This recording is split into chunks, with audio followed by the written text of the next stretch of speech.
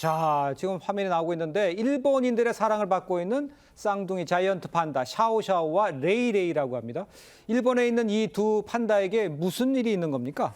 지금 상황으로 미루어 봤을 때 내년 2월이면 일본에 더 이상 머무를 수 없을 것으로 보입니다. 네. 중국으로 돌아가야 한다라는 목소리들 나오고 있는데요. 지금 올해 6월에 암컷 자이언트 판다 4마리가 중국으로 떠나면서 이들 쌍둥이 자이언트 판다 2마리만 지금 도쿄 우에노 동물원에 남아있는 상황입니다. 뭐 판다라고 한다면 지금 멸종위기 종이잖아요. 네. 우호의 상징으로 중국이 타국에 임대하면서 판다 외교를 적극적으로 펼치고 있는데 지금 중일 간의 갈등이 심각한 상황이죠. 그러다 보니까 중국 측이 반환 기간을 연장해 준다든지 추가 대여 여부에 대해서 이 입장을 표명하지 않고 있는 상황입니다. 네네. 그렇기 때문에 일본에서는 판다가 한 마리도 남지 않는다라는 의미의 제로 판다 위기감이 번지고 있는데 예. 지금 우리나라 같은 경우도 이 시진핑 주석 방한을 계기로 2014년에 러바오 그리고 아이바오 한 쌍이 대여됐고요. 이들 사이에서 태어난 푸바오가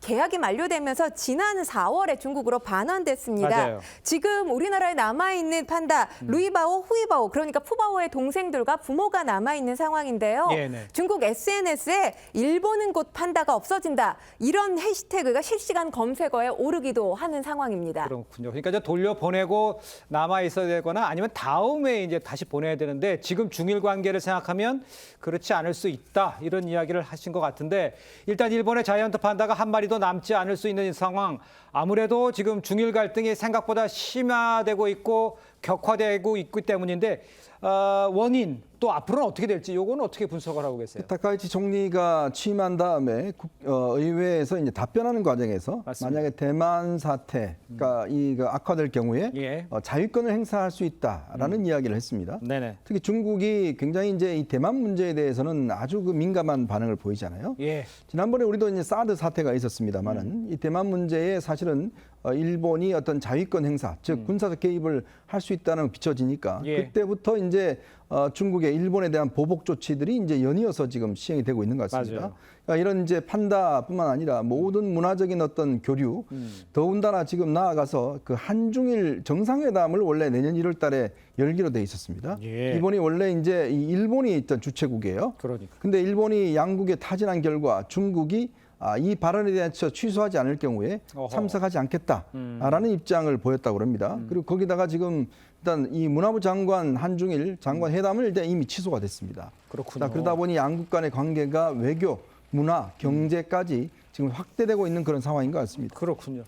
자, 이런 상황에서 다카이 총리 이제 대만 유사시 개입 발언을 철회할 것이냐는 질문에 일본의 입장 변화는 없다고 밝혔습니다. 자, 중국도 연이어서 일본을 향해서 경고의 목소리를 내고 있는 상황인데 전투기와 군함의 실사격 훈련 장면을 뭐 공개하거나 또 뭐 건방 떨지 말라 뭐 이런 제목의 영상 뭐 이런 것들 그러니까 언론 플레이죠. 이런 것들이 계속 올라오고 있는 상황입니다. 직접 한번 확인해 보시죠. 战斗就在今夜发生，加油，一准备好了吗？向前，向前，必须守好祖宗之海。向前，向前，心中响起鲜烈的呼喊，西南理工有我捍卫祖国山河，不容侵犯。登较量，战斗锋芒，敌人你们都别太狂。不练经费。 자, 이런 상황에서 이제 그런가 하면 이제 중국은요, 다카시 총리의 발언 이후에 중국과 일본의 외교 관리가 만나는 이 동영상도 공개를 했어요. 일본의 국장실 화면에 나오고 있습니다. 손에 주머니에 넣고 손 넣고 있는 사람이 중국 외교관이죠.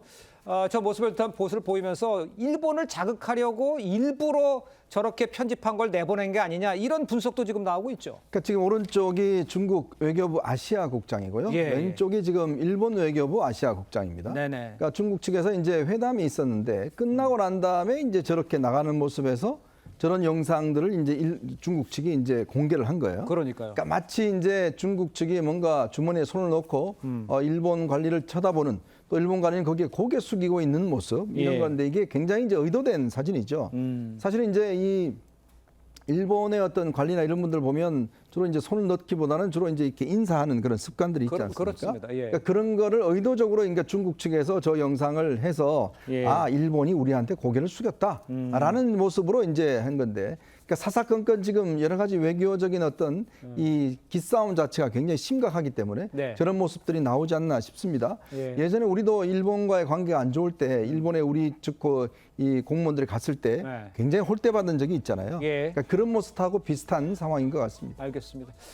지금 이현정 위원님 쭉 설명해 줬습니다만 일본에 대한 이 중국의 보복이 심화되는 가운데 대만 정치권에서는 일본을 적극 옹호하는 움직임도 지금 이어지고 있습니다. 대만 총통이 직접 초밥 인증삭을 올려서 일본을 응원하기도 했다는데 우리 조기현 변호사께서 설명해 주시죠. 예, 대만 총통이 직접 초밥 인증샷을 올렸고요. 네네. 대만 집권당인 민진당 의원들도 관련된 뭐 인증샷을 계속 올린다거나 또 가리비 음식 관련된 사진을 올리고 또 여행 금지와 관련해서 자제와 관련해서 또 대만이 이런 부분을 오히려 더 적극적으로 일본 여행을 권장해야 된다는 글도 올리고 있습니다. 과거 2021년에 이 반대로 비슷한 상황이 있었는데 그때 당시에 중국이 대만산 파인애플 수입을 금지했을 때 아베 신조 총리가 파인애플 인증샷을 올린 적이 있습니다. 이런 식으로 이제 상호 대만과 중국 문제를 계기로 해서 일본과 대만이 유착할 때마다 상호 이렇게 적극적으로